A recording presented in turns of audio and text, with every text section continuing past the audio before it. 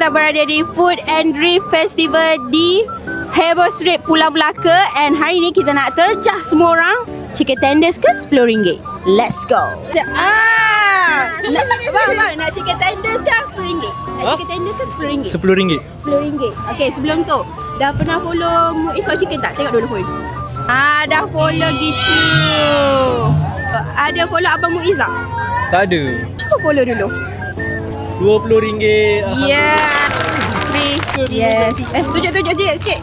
Shake sikit. Yeah. Bismillah.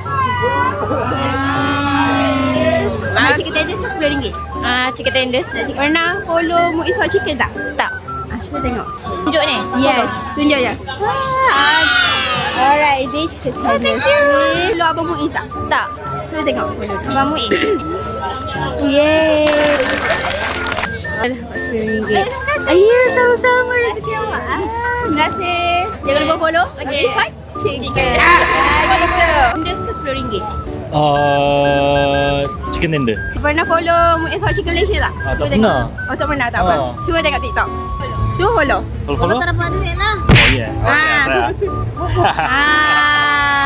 Lepas tu, abang ada pernah follow abang .muiz tak? abg.muiz. Oh, tak pernah. Tak cuba follow. Alam. Apalah. Oh, kita follow pun bagi manis-manis mah. Okey. Okay, Okay. dia tunjuk dah follow. Ya dah. Yeah.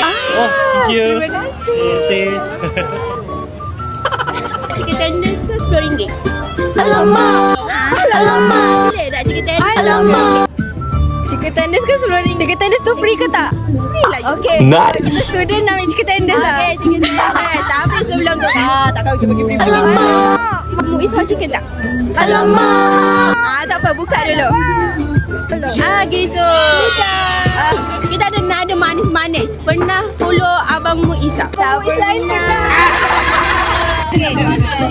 Merah sudah geng. Alright. Terima kasih.